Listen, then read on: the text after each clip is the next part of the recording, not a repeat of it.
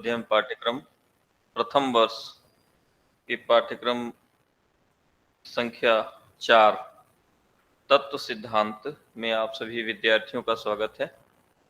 कल हम लोगों ने तत्व सिद्धांत में जो एक सत्य है, एक तत्व के विभिन्न नाम, उन नामों में ब्रह्म, ईश्वर, आत्मा और परम पुरुष के बारे में बातचीत किया था। हमने देखा था किस तरीके से वे एक उनका विकास है और वो अलग अलग कालखंड में अलग अलग तरीके से उनका प्रभाव रहा है। आज हम इकाई संख्या 2 जो कि भगवान की अवधारणा और स्वरूप पर आधारित है, उस पर बातचीत करेंगे। मित्रों, जैसे आप जानते हैं कि जनमानस में और हमारे जो इस देश की धर्म ग्रंथ हैं, उन धर्म ग्रंथों में एक संप्रत्यय आता है भगवान का, और विश्व के अन्य सभ्यता में उसके समानांतर शब्दों का प्रयोग होता है। वे शब्द हैं जैसे ईसाई में गॉड है, इस्लाम में अल्लाह है, वैदिक में भगवान शब्द है। तो यह इकाई भगवान शब्द को लेकर है कि इसकी क्या वैशिष्ट है कि भगवान को भगवान कहा जाता है, और वह गॉड के संप्रत्यय क्या अल्लाह के संप्रत्यय से एकदम बिल्कुल आइडेंटिकल है, उसमें तादात्म्य है या अवधारणात्मक रूप से किंचित भेद है। देखिए, एक बात हमेशा ध्यान में रखना चाहिए कि ये जो धर्म के संप्रत्यय हैं या धर्म के जो अफेयर हैं, मामले हैं, उन मामलों में बौद्धिक रूप से बहुत कुछ नहीं कहा जा सकता। ये अनुभूति का विषय है, और हमारे श्रुतियाँ जिसे वेद कहते हैं या हमारे शास्त्र श्रुतियों के व्याख्या ग्रंथ जिनको हम कह सकते हैं, वे सभी ये कहते हैं कि ये शास्त्र प्रमाण से सिद्ध है, शास्त्र इसको कहते हैं, शास्त्र है, और नहीं तो ये अनुभव गम्य है, ये साधना के अनुभव में आप इन संप्रत्तियों को समझते हैं। फिर भी हमारी जो संस्कृति है वह सन्यासियों की, महापुरुषों की, सिद्धों की, तपस्वियों के सन्यासी है। उन्होंने जो जनमानस को जो उपदेश दिए हैं, जो कुछ कहा है, वो चलता है।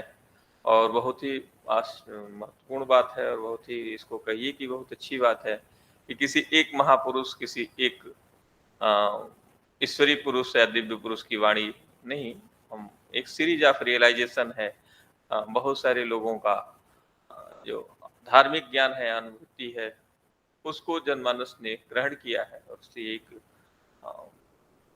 दिखाई देता है कि बौद्धिक संस्कृति का निर्माण हुआ है। लेकिन सभी एक तत्व की बात करते हैं। आज की इस इकाई में हम आपको भगवान शब्द का अर्थ बताएंगे। देखिए, भगवान शब्द का 2 अर्थ है। भागवत पुराण को आप देखेंगे तो वहां आता है कि भगवान शब्द एक गुणवाचक शब्द है, यानी जिसमें इतने गुण पाए जाएंगे, उन जिसमें भी वो गुण पाए जाएंगे उसको भगवान कहा जाता है।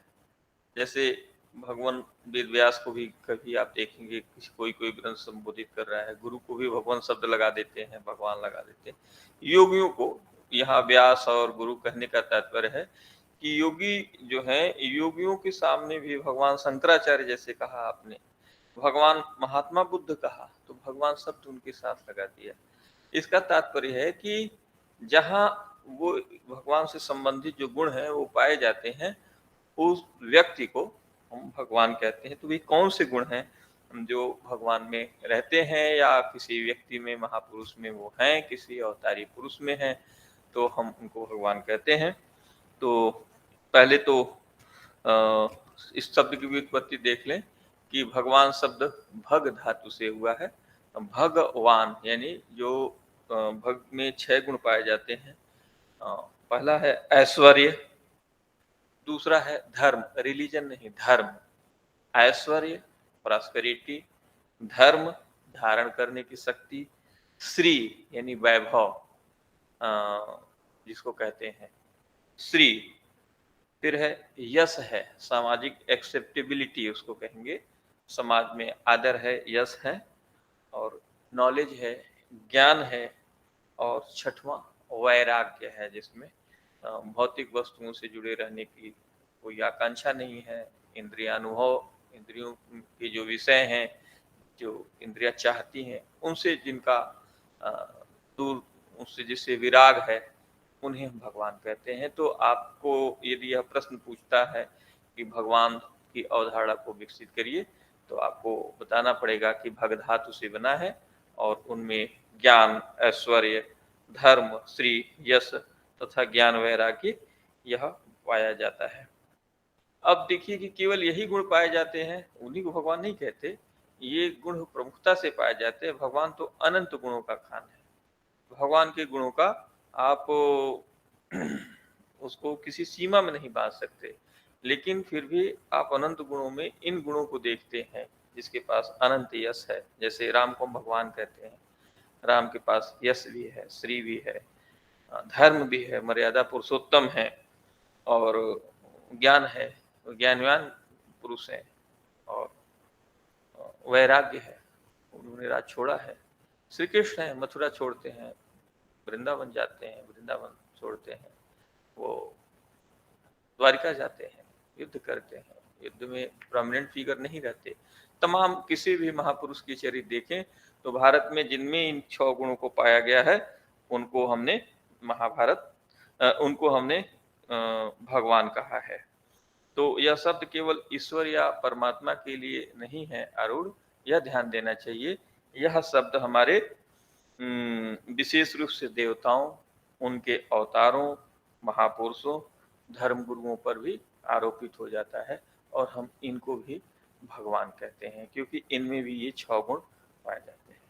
देखिए एक और, sir switch unit and topic. Oh, देखिए हम तत्व सिद्धांत के, प्रमाण सिद्धांत के इकाई संख्या 2, कल हमने जो पढ़ाया था, ब्रह्म, ईश्वर, आत्मा, पुरुषोत्तम। तो पुरुषोत्तम तक आते आते ब्रह्म और इस ब्रह्म की अवधारणा कैसे वो एक दैवी व्यक्ति के रूप में व्याख्यायित होती है, ईश्वर के रूप में जिसे व्याख्यायित होती है। तो एक और संप्रत्यय हमारे संस्कृति में पाया जाता है, वह है भगवान। भगवान संप्रत्यय पे मैं आपसे बात कर रहा हूँ। तो बताया कि ये 6 गुण जिस भी व्यक्ति, महापुरुष, देवता भी हो सकता है, धर्म गुरु भी हो सकता है, योगी हो सकता है, या कोई अवतार, विष्णु के अवतार या शिव के अवतार, कोई अवतार भी किसी का हो सकता है, जिसके में हम ये 6 गुण दिख पाते हैं, उनको हम भगवान कहते हैं। तो ये भगवान संप्रत्यय का हमने आपको उदाहरण बताया। अब इसका आप और भी डिटेल है पढ़ लीजिएगा।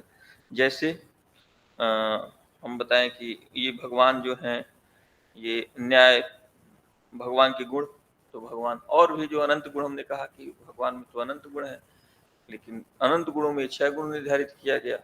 अब वो अनंत गुणों में वो सर्वज्ञ हैं, वे सर्वशक्तिमान हैं, वह न्याय, प्रेम, सौंदर्य के साक्षात मूर्ति हैं। वे दुनिया में पाए जाने वाले जितने भी सद्गुण हैं, सब उनमें विद्यमान हैं। दयालु हैं, कृपालु हैं, प्राणियों का भला करने वाले हैं। ये सब हमारे शास्त्रों में उनके साथ जुड़ा हुआ है। तो जैसे भागवत में कहा गया है कि उनके अनंत गुण हैं, उनको नहीं गिना जा सकता। गुणात्मनेपि गुणान विमानतो हितावतिष्ठम कैसे यस्य, अर्थात कोई व्यक्ति पृथ्वी के एक एक कणों को भले ही गिन लेने में समर्थ हो जाए। ये रूपात्मक, जब पुराण हमारी कोई बात कहते हैं, तो पुराणों के कहने का तरीका, अंग्रेजी में उसको हाइपरबोलिक कह सकते हैं आप।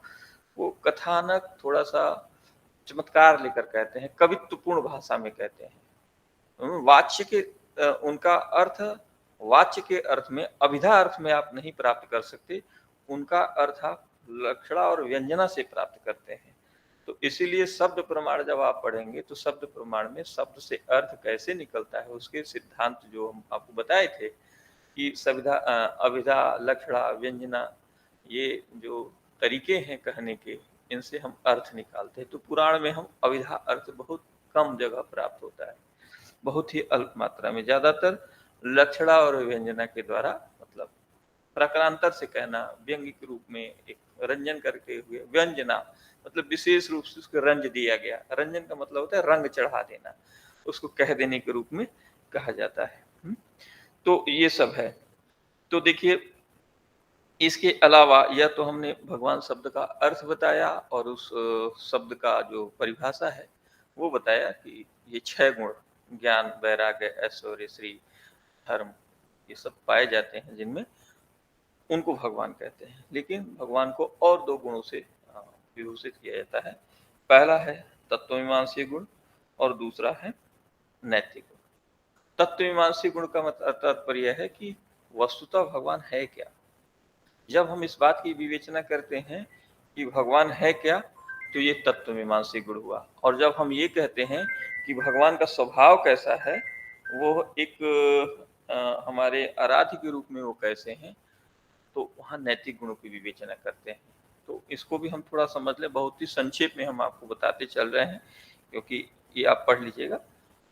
हम संकेत कर रहे हैं कि तत्वमीमांसी गुण में है कि भगवान के पास वो सब कुछ करने की शक्ति है, यानी वो सर्वशक्तिमान है। भगवान सर्वव्यापक है, वो हर जगह है, कहीं ऐसा नहीं है कि वो नहीं है।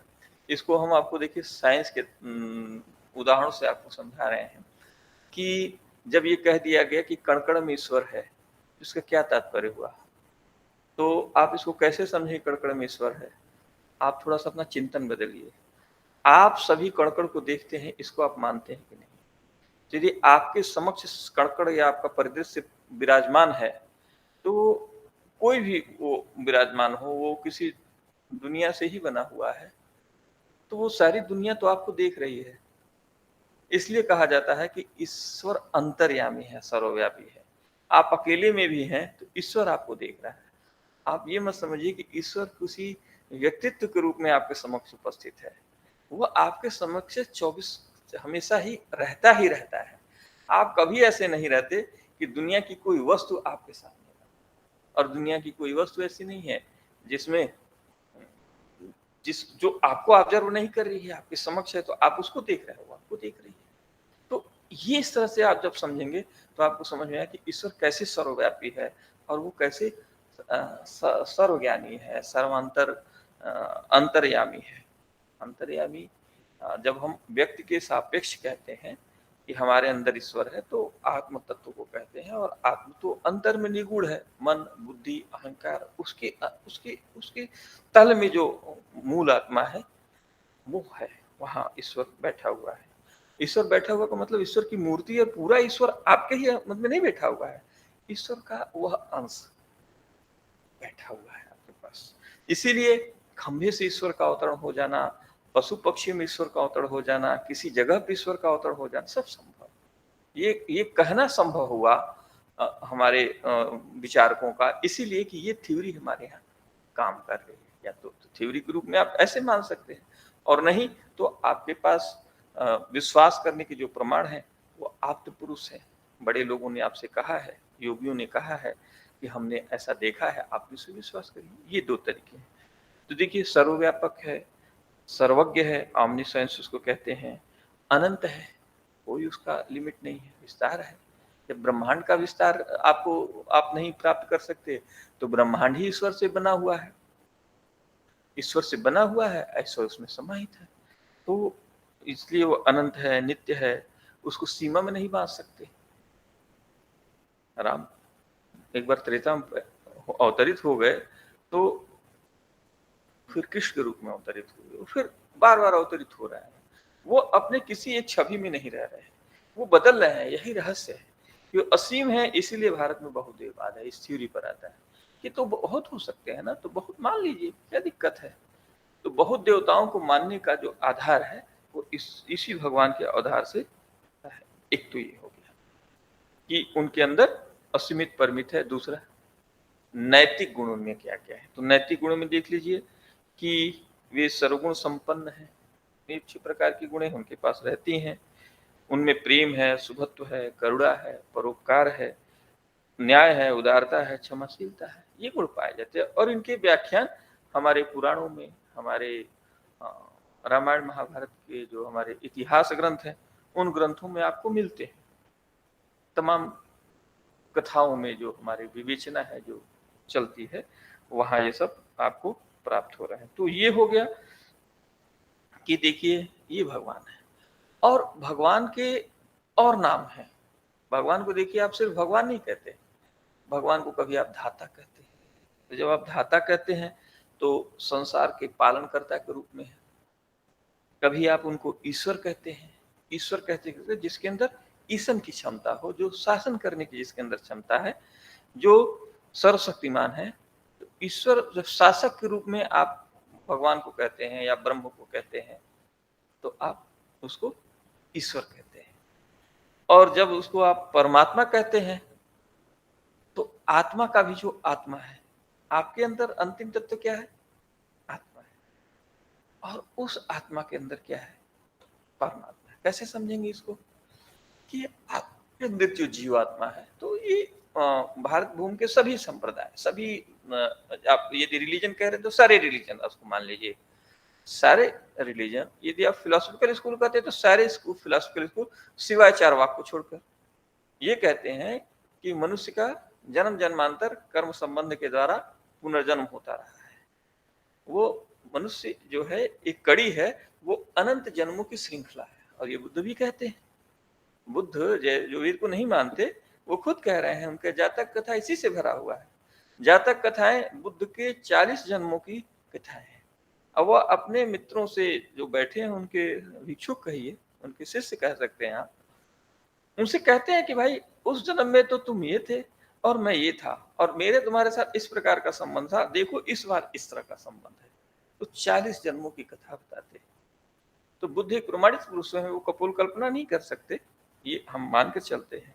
तो इस तरह से जो परमात्मा है वह आत्मा की आत्मा है। अब इसको कैसे समझेंगे? तो अनंत जन्म से जो जीव आ रहा है, तो जीव क्या आता है? जीवात्मा के रूप में आता है। जीवात्मा एक ऐसा सूक्ष्म भौतिक अंश है जिसमें हर जन्मों का कर्म संचित होता है।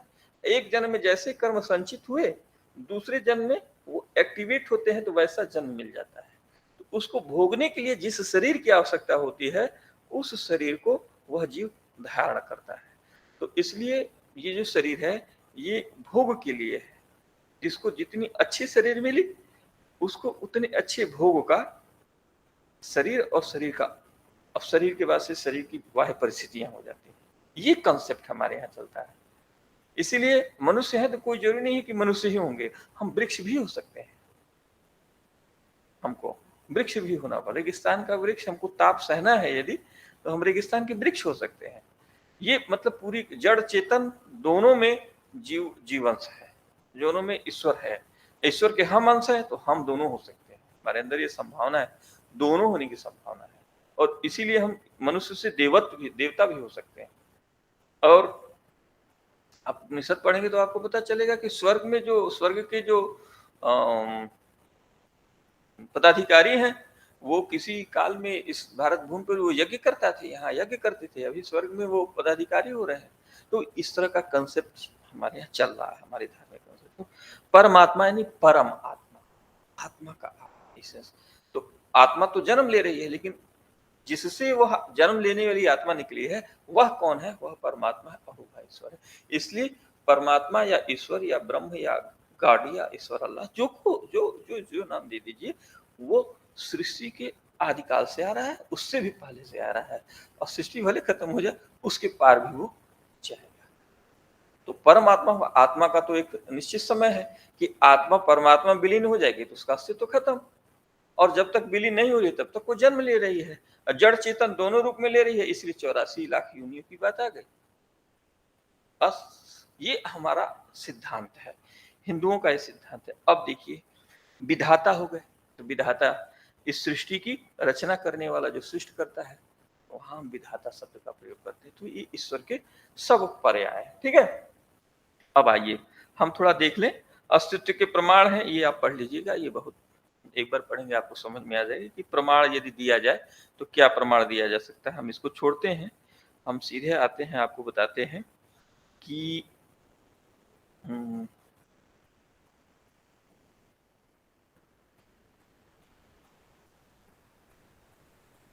ये सब हम छोड़ते हैं, हम आप पर, आपको हमने मूल कंसेप्ट बता दिया है। अब थोड़ा-थोड़ा हम आपको बताते हैं कि अन्य जो पंथ हैं, आप इनको सनातन कहते हैं ना, कि ये सभ्यता सनातन है और इसके जो सिद्धांत हैं, वे अ, अन्य जो ऐतिहासिक रिलीजन है, जिनका काल इतिहास में हुआ, ये अनैतिहासिक है, ये वाचिक परंपरा से आ रहा है, इसका कोई डेटिंग नहीं है। तो डेटिंग नहीं है तो इसका ऐसा नहीं कि हम इसका लाभ ले रहे हैं और इसको घोषित कर दे रहे हैं कि हम सर्वश्रेष्ठ हैं। वैसे भी आप घोषित भी करेंगे, डेटिंग भी करेंगे तो आपको पता चलेगा कि ये प्राचीन है।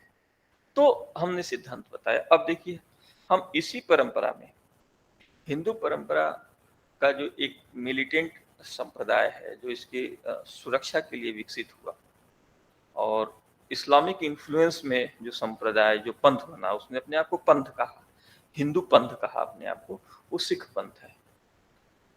उन्होंने जो हिंदू ग्रंथ है, उन ग्रंथों का इसेंस लिया और एक ग्रंथ बनाया, गुरु ग्रंथ साहिब। और अवतारी पुरुष को की पूजा अर्चना, उनका ध्यान धाड़ा छोड़कर उन्होंने गुरु ग्रंथ साहिब को अपना आदि पुरुष मान लिया। कहा हमको जो कुछ भी प्राप्त होगा इसी ग्रंथ से प्राप्त होगा, हम यहीं से, इसमें लिपिबद्ध है, यहीं से प्राप्त होगा। तो गुरु ग्रंथ साहिब को उन्होंने, अब उस गुरु ग्रंथ साहिब में जो ईश्वर का विवेचना है कि ईश्वर कैसा होता है, उसको आपको पढ़ना चाहिए। उसको आप पढ़ेंगे तो हम, जैसे उसमें भी वही बातें हैं कि भगवान सर्वशक्तिमान है, सर्वज्ञ है।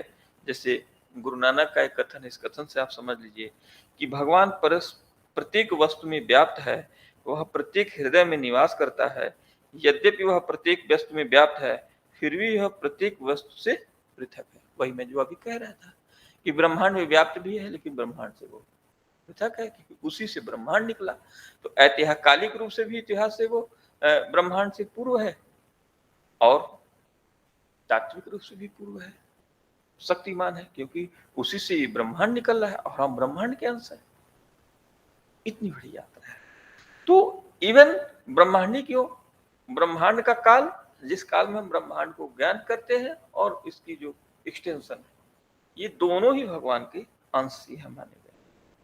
तो ठीक है, प्रत्येक भगवान व्यक्तित्व गुणों से मानवीय प्रतिमा के रूप में नहीं जाने सकता। गुरुदास जो उन लोगों का एक और ग्रंथ है, उसमें कहा गया है कि वह निरंकार है, अनूठा है, अद्भुत है, इंद्रियातीत है, आंख से भगवान को नहीं देख सकते। भगवान अवर्णनीय, अपरिभाषेय है, उस एक के संबंध में विचार करो जो प्रत्येक वस्तु में है। गुरु नानक की भगवान व्याप्त अनेक रूपों का समर्थन किया है। तो गुरु ग्रंथ साहिब में भगवान को अल्लाह, खुदा, ब्रह्म, परब्रह्म, परमेश्वर, हरि, राम, गोविंद, नारायण, इन सभी पर्यायवाची नामों से संबोधित किया गया। देखिए समन्वय की कौन सी दृष्टि यहाँ प्राप्त हो रही है। ये इसलिए हम कहते हैं कि हिंदू धर्म का, हिंदू सनातन धर्म का यह विस्तार है, उससे सैद्धांतिक रूप से अलग नहीं है। ठीक है, इसने सबको ले लिया, एक यूनिवर्सल कंसेप्ट ये दे रहे हैं, उसके बाद से समझने का प्रयास किया। ठीक है, ठीक है। गुरु ग्रंथ साहिब में कहा गया है कि भगवान निर्गुण भी है। निर्गुण का मतलब ये होता है कि इसके गुणों की गणना आप नहीं कर सकते, और सगुण भी है। सगुण का कहने का मतलब कि गुणों की गणना करके किसी, मतलब कुछ गुणों का आधान आप करते हैं तो वो भी है। जैसे हमने भगवान शब्द में गुणों का आधान किया, कहा कि 6 ये गुण, प्रमुख गुण जिसमें पाए जा रहे हैं, ऐश्वर्य, श्री, धर्म और यश, ज्ञान, वैराग्य इत्यादि, तो वह भगवान है। अब आइए ईसाई धर्म में भगवान, ईसाई में भगवान शब्द तो नहीं पाया जाता, वहां गॉड शब्द पाया जाता है। तो गॉड शब्द, वहां भगवान को, गॉड को पिता कहा गया है, और पिता के लिए the father, O father, my father, your father, और फादर इत्यादि विभिन्न विभिन्न नाम दिया जाता है। और वह एक पवित्र आत्मा है, भगवान गुड फादर है।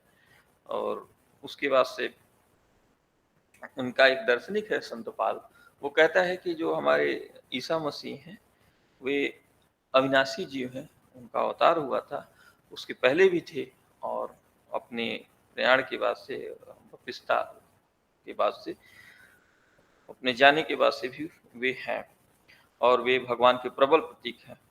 वो कहते हैं उनका, भगवान का, उनके गॉड का जो कंसेप्ट है, उनके गॉड के कॉन्सेप्ट में ये है कि वो भक्तों के प्रति दयालु है, और जो उसके भक्त नहीं है, जो उसमें अश्रद्धा रखते हैं, उसको दंड देता है।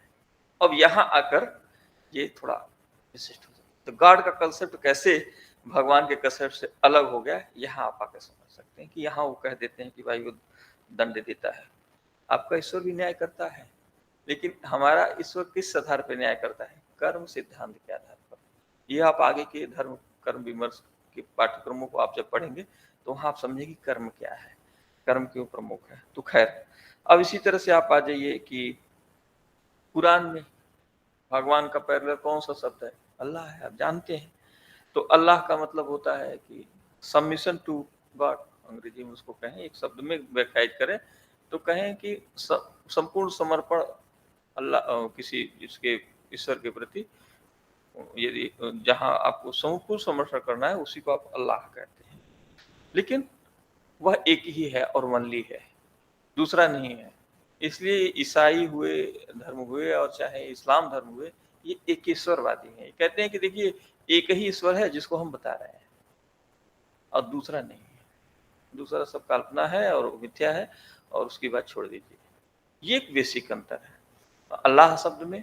अब अल्लाह शब्द को एज इट इज, अल्लाह की शब्द की जो कंसेप्ट है, उनकी परिकल्पना है, वह परिकल्पना के आधार पर ब्रह्म और भगवान से अलग है।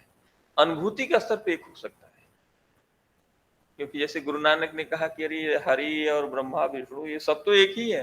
जैसे रामकृष्ण परमहंस आपके कहे कि अरे सब तो भिन्न भिन्न मार्ग है, एक ही जगह जाना है, तत्व तो एक ही है, परम तत्व एक ही है।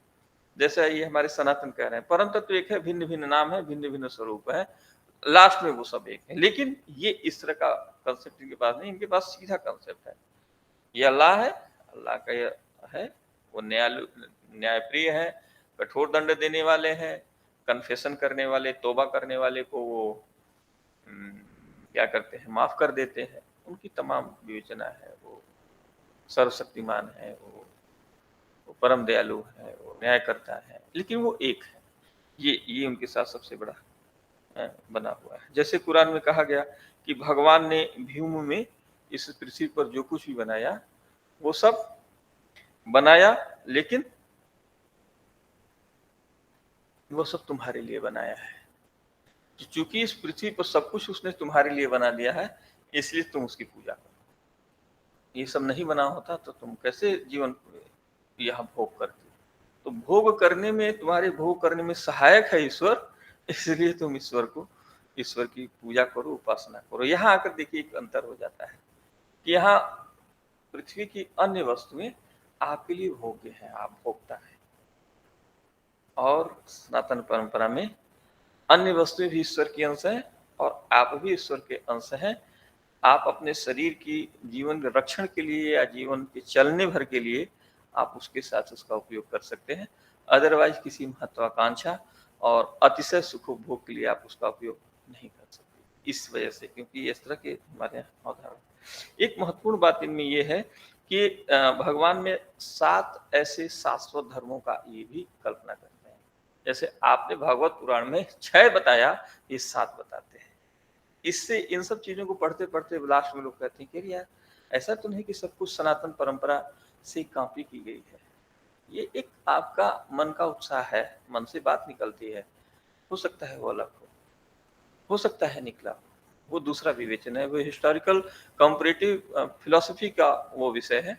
लेकिन हम आपको इस तथ्य से बता दें कि उनमें सबसे पहले तो अल्लाह का एक जीवन है, वो अनंत जीवन जी रहा है, उसके पास ज्ञान है, वो ओमनीपोटेंस है, अनंत शक्ति है, उसके पास संकल्प है, वो इच्छा करता है और करता है, और श्रवण है, वो सुनता है, वो आप पुकारोगे उसको तो वो सुनेगा, है ना। इसलिए अल्लाह अल्लाह पुकारते हैं, वो इसी कंसेप्ट के तहत वो पुकारते हैं, आवाज से पुकारते हैं। और आपका ईश्वर क्या है?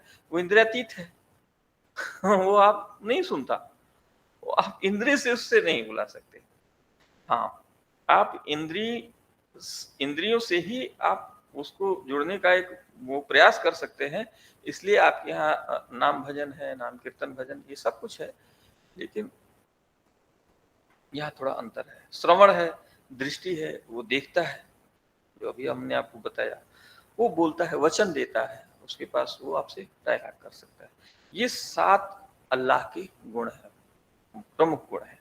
तो इस प्रकार से आप देखेंगे कि इस्लाम का जो अल्लाह है, वो आपके भगवान के कंसेप्ट से सिमिलर मिलता-जुलता, उसमें कुछ न कुछ समानता है।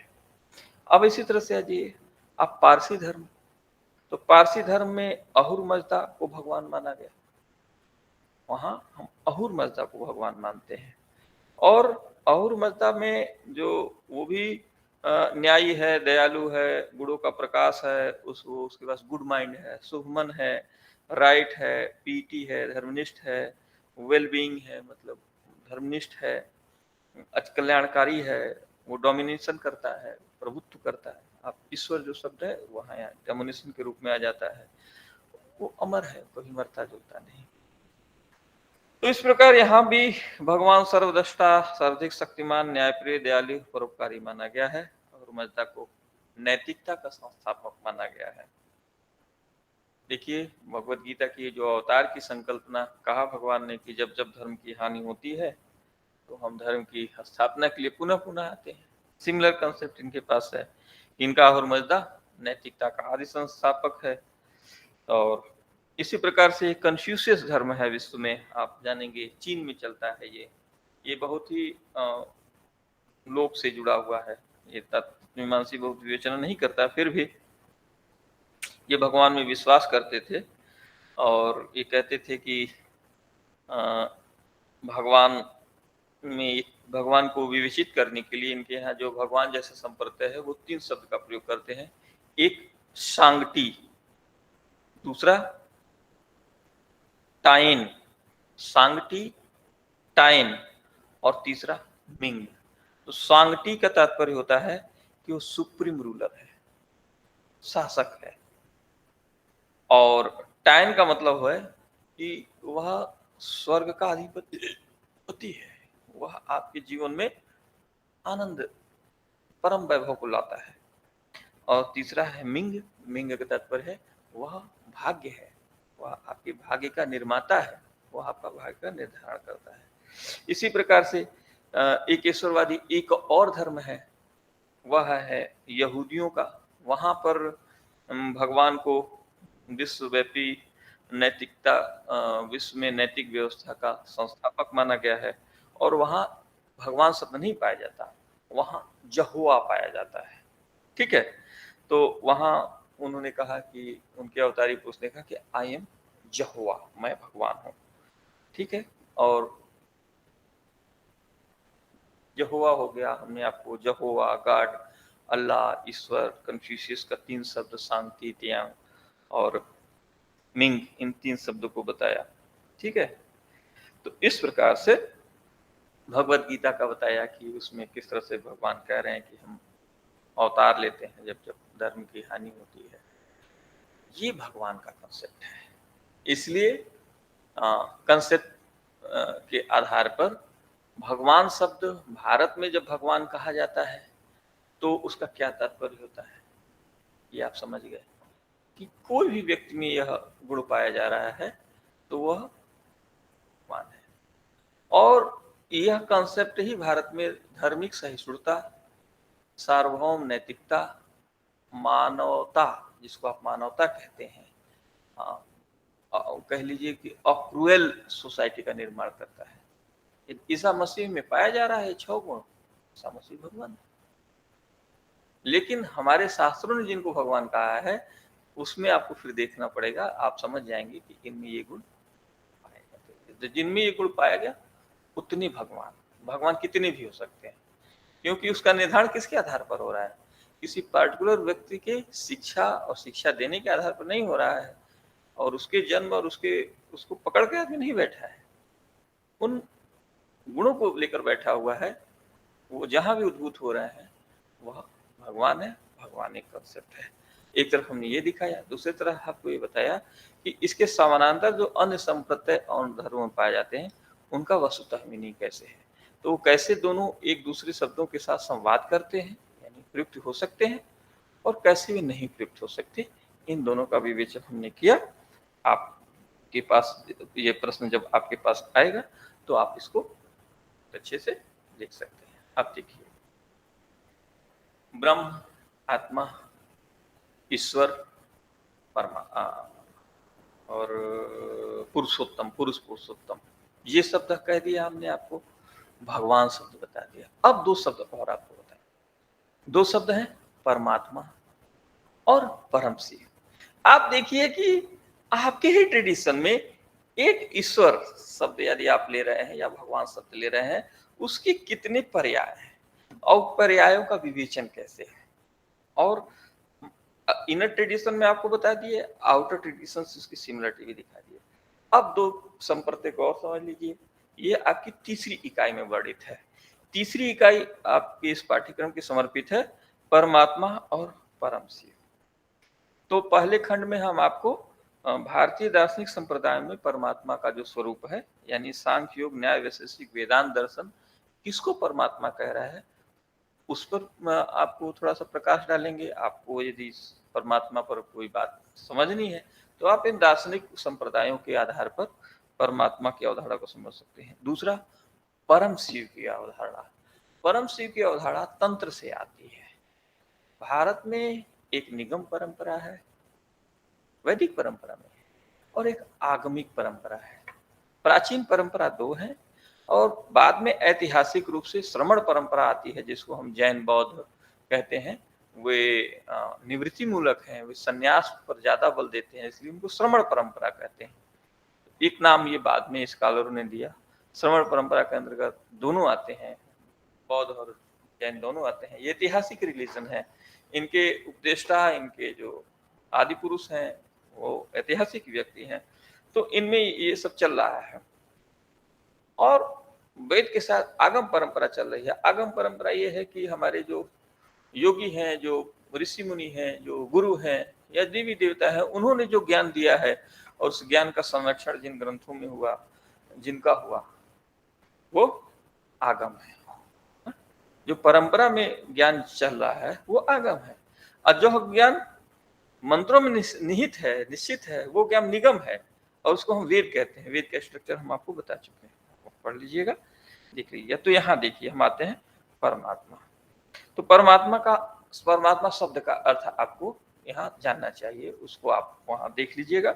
ये लिखा है कि वाक्यार्थ ज्ञान प्रति पदार्थ ज्ञान कारणम, यानी कि ये परिभाषा है, शाब्दिक परिभाषा परमात्मा की है कि वाक्यार्थ ज्ञानम प्रति पदार्थ ज्ञानम कारणम। इसका तात्पर्य है कि वाक्यार्थ ज्ञान के लिए पदार्थ ज्ञान कारण होता है। तात्पर्य यह कि जब आपके सामने जो कुछ है और उसको आप, है ना, शब्दों में कहते हैं, और उस शब्दों का जो अर्थ होता है, वह अर्थ तब प्राप्त होता है जब उस पदार्थ को आप देखते समझते हैं। तो ये देखने समझने वाला जो ज्ञान प्राप्त हो रहा है, वह ज्ञान परमात्मा के द्वारा प्राप्त हो रहा है। आप अपने आत्मा को तब महसूस करते हैं जब परमात्मा की कृपा होती है या आप परमात्मा के करीब जाते हैं। इसी से यह निगमित होता है कि आपको अपने आत्मा का ज्ञान तभी होगा जब परमात्मा चाहेंगे, या आपको अपने आत्मा का ज्ञान तभी होगा जब आप परमात्मा के करीब जाएंगे। इसका यह अर्थ होता है। इसको और थोड़ा समझें कि परमात्मा मतलब परम आत्मा, ये दो शब्दों का योग है। परम का अर्थ है परम उत्कृष्टम मतिति परम, अर्थात जो सबसे अच्छा है, आत्माओं में जो सबसे अच्छा है वह आत्मा परमात्मा है।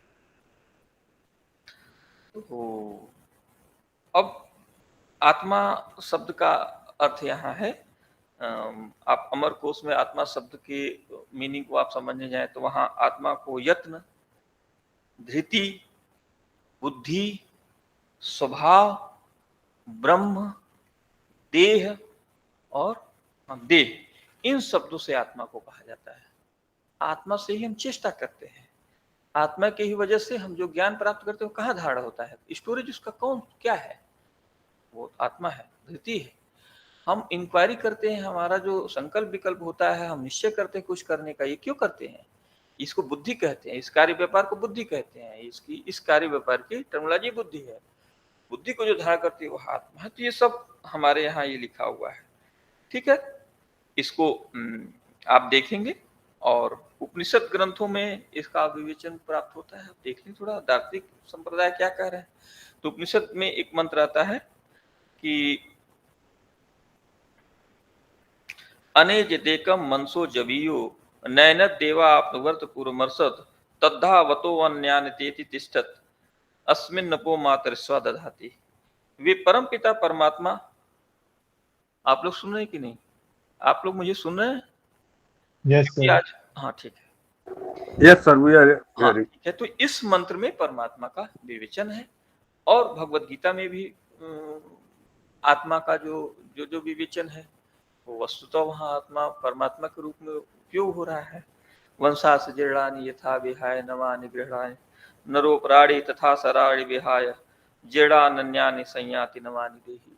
ये जो श्लोक है, नैनम छिद्दन्ति शास्त्राणि, ये सब श्लोक आप सुने हैं, जानते हैं, पढ़ेंगे तो आपको याद आ जाएगा। इसको देख लीजिएगा। इन सब श्लोकों के द्वारा परमात्मा का विवेचन किया गया है। सभी केनोपनिषद में परमात्मा को आपके सभी इंद्रियों के कार्य व्यापार का आधार माना गया है। अभी हम कह दिए थे, शुरू में ही कहे कि आत्मा का आत्मा परमात्मा है। तो जो आत्मा का आधार है उसका भी आधार परमात्मा, और जिसका आत्मा आधार है उसका भी आधार परमात्मा। इसीलिए हम जब आत्मा की आवाज से कार्य करते हैं तो हम ईश्वर का कार्य कर रहे होते हैं। जब ये कोई बात कहता है ना, उसको कैसे समझेंगे आप? ऐसे समझेंगे। इसलिए कि जैसे केनोपनिषद है, केनोपनिषद में कहा कि स्रोतस्य श्रोतम मनसो मनो यद्याच सह वाच सह प्राणस्य प्राणः चक्षु स चक्षुरितिमिच्च धीरा प्रेत्यास्मलोका मृदा भवन्ति।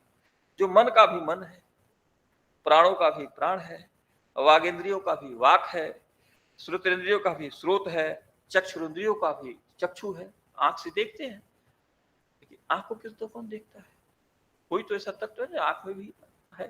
तो इस तरह से बहुत सूक्ष्म बातों से इस बात को समझाया है। इन सब बातों से आप समझ सकते हैं कि परमात्मा का क्या है। ये सब परिभाषाएं हैं, इनको आप पढ़ लीजिएगा। इसी तरह से आप आ जाइए, हम आपको योग दर्शन में परमात्मा की जो परिभाषा है, तो योग दर्शन में देखिए परमात्मा शब्द नहीं प्राप्त होता। योग दर्शन का जो ग्रंथ है वो योग सूत्र आप जानते हैं। तो योग सूत्र में योग की सिद्धियों की प्राप्त तब तक नहीं होती, या योग की सिद्धियां प्राप्त करने के लिए यानी योग जो अनुशासन है ना, उसमें आप कुछ डेवलपमेंट प्राप्त करें, ईश्वर की अनुकंपा आवश्यक होती है। वहां ईश्वर शब्द माना गया है। क्या कहा गया? क्लेश कर्म विपाक क्षयरपमृष्टा पुरुष विशेष है ईश्वर। यहाँ एक पुरुष विशेष ईश्वर है। क्या करता है वह? कि अविद्यादि क्लेश पूर्ण और पाप उत्पन्न करने वाले जो भी कर्म हैं उनकी फल निष्पत्ति विपाक, उसकी फल निष्पत्ति को विपाक कहा जाता है।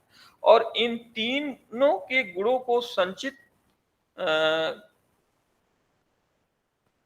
करने वाला जो आधार है उसको हम पुरुष कहते हैं। तो वो सब संचित कर लेता है। हमने पूर्व जन्म में जितना भी कर्म अविद्या इत्यादि पाप पूर्ण किया है वह सब जहां संचित है, उस संचय को जो संचित करता है वह ईश्वर है। और वह जरूरत पड़ने पे आपको दे देता है, रिफ्लेक्ट कर देता है। अब कौन आपको आगे देना है, कौन पीछे देना है, ये उसके ऊपर निर्भर है। इसलिए धर्म के मामले में कार्य कारण का नियम कार्य नहीं करता। विज्ञान के जैसे धर्म का फल आपको नहीं प्राप्त हो सकता। ये सब हमारे ग्रंथों ने इस बात पर चिंतन किया और ये सब आपको विवेचना दिया है। इसी प्रकार से वेदांत दर्शन में ब्रह्म को, परमात्मा को ब्रह्म कहा गया कि वही एकमात्र सत्य है और बाकी जो जगत है उसकी व्यवहारिक सत्ता है। तो अब आ जाइए परम शिव। शिव शब्द का तात्पर्य होता है कल्याण, और शिव का अर्थ होता है स्वरूप। आत्मा के स्वरूप को शिव कहा जाता है। और आत्मा कैसा है? कल्याणकारी है। तो शिव कल्याणप्रद अर्थ में प्रयोग होता है। तो परम कल्याणप्रद क्या है? अभी हम जितनी विवेचना किए थे उस विवेचना को कुछ नहीं, उसको आप आत्मसात कर लीजिए और बस एक नया कल्याणप्रद अर्थ में आप नाम देंगे तो नया नाम आ जाता है परम शिव। ये सारे नाम अलग अलग व्यक्ति नहीं है, अलग अलग समझने के अवबोध के ये संप्रत्यय है। ठीक है, तो परम शिव की अवधारणा खासकर तंत्र संप्रदाय में पाई जाती है। उसमें जैसे हमारे वेद कहते हैं कि ब्रह्म आदि कारण है, वह परब्रह्म है और परब्रह्म है, उसी तरीके से आगमों ने परम शिव, सदा शिव ऐसे करके और फिर महेश्वर, उनका 36 तत्व का विवेचन करते हैं। जैसे सांख्य ने 25 तत्व का विवेचन किया, उससे उस सृष्टि की व्याख्या करते हैं। उनका अंतिम तत्व पृथ्वी होता है और पृथ्वी के बाद से तो आप देख रहे हैं फिर सारे जीव जंतु सारी चीजें आ जाती हैं। तो इस तरह से वहां ये सब चीजें चल रही है। तो परम शिव शिवम कल्याणम विद्यते इति शिवः सयति अशुभमिति वा सेरते व तिष्ठन्तो अणिमाद्यः अष्टो गुणः अश्विन निति वा शिवः। तो इसमें ये कहा जा रहा है कि देखिए शिव आदि आपके योग के आदि प्रतिष्ठा है, यौगिक साधनाओं के। विपिन कुमार प्रेजेंटिंग क्या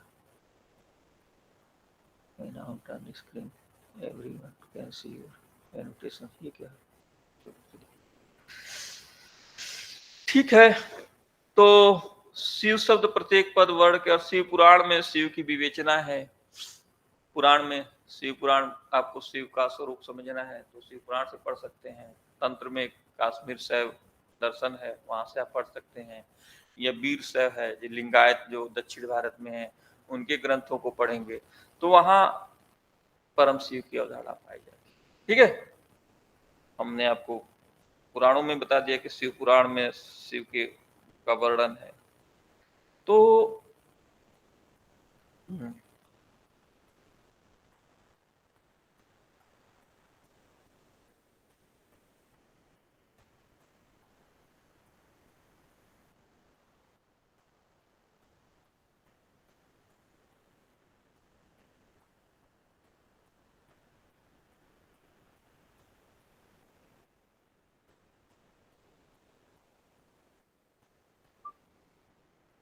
सर नमस्ते, एक क्वेश्चन था मेरा।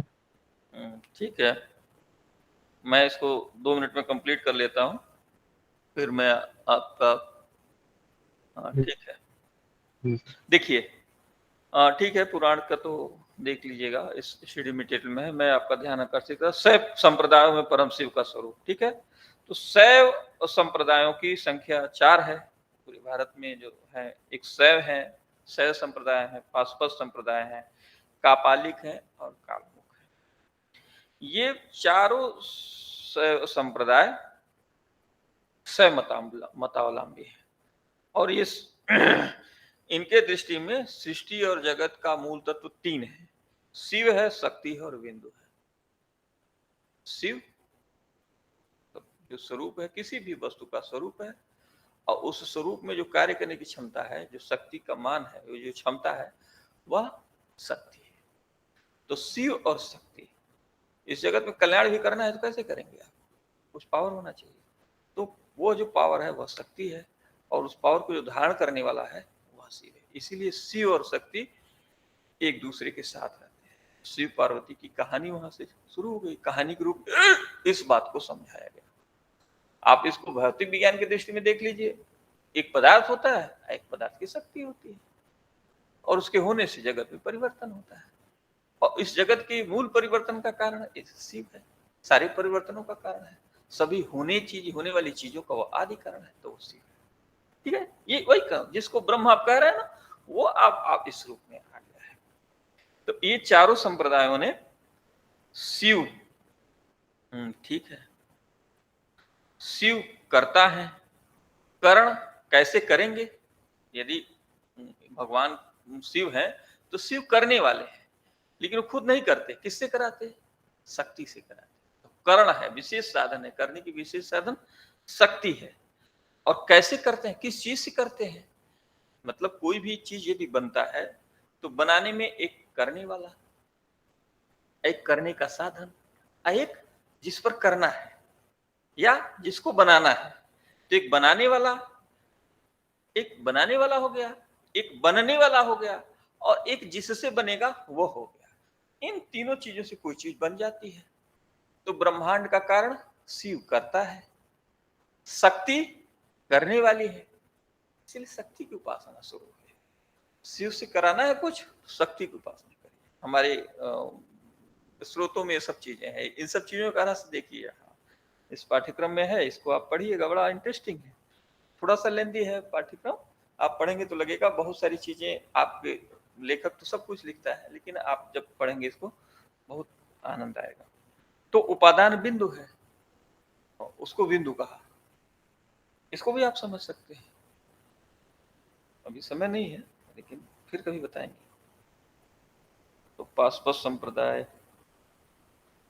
कालामुख संप्रदाय समय, ठीक है। तो इसमें पाशपत संप्रदाय, कालामुख संप्रदाय के अनुसार शिव और कपालिक के अनुसार शिव, इन सब चीजों का विवेचन है। इसको आप पढ़ लीजिएगा। और इस प्रकार से हमने एक खंड आज आपको पूरा किया। कल हम आपको जगत बताएंगे। और आज के लिए इतना ही। एक प्रश्न था, पूछिए। हाँ सर, जैसे हेलो सर, नमस्ते। हाँ, आजाद सिंह। हाँ जी, आजाद जी पूछिए। हाँ सर, जैसे विष्णु के 10 अवतार बताए गए हैं, जी जी जी। तो सर ऐसा मतलब कहीं नियम लिखा है जैसे बुद्ध को विष्णु का अवतार माना जाता है? मेरा क्वेश्चन ये है सर, गुरु नानक देव जी को क्यों नहीं माना जाता? गुरु नानक जी को, हाँ, विष्णु का मतलब अवतार क्यों नहीं माना जाता? हाँ, नहीं नहीं, इसका कोई कारण नहीं है। देखिए, आप, बहुत अच्छा प्रश्न है। पुराण गुप्त काल में लिख दिए गए, अब तो कोई पुराण लिखे नहीं जा रहे हैं। अब यदि पुराण लिखा जाएगा तो जरूर गुरु नानक को अवतार के रूप में माना जाएगा। तो और सर मतलब अभी मैं बता रहा हूं, आपको रोकता हूं। आप चले जाइए गुजरात। गुजरात में एक संत हुए महामती प्राणनाथ, और उनका जब लिटरेचर आप पढ़ेंगे तो भगवान के अवतार उन्होंने उनको भी मान लिया, क्या कहते हैं, इस्लाम के जो प्रवर्तक हैं, और अपने को नबी भी मान लिया। और ये सब मानते हुए भी वो सारे वैदिक सिद्धांतों को दे रहे हैं। तो ये जो आपका सिद्धांत जो आप पढ़ रहे हैं ना, इस सिद्धांत में असीम संभावना है, इसमें निषेध नहीं। हेलो, तो हमारे संत जो कुछ भी मानते हैं, इन सिद्धांतों के आधार पर मानते हैं। इसलिए सिद्धांत आपको जानना जरूरी है। गुरु नानक को अवतार इसलिए नहीं माना गया कि पुराण गुरु नानक के बाद नहीं बने।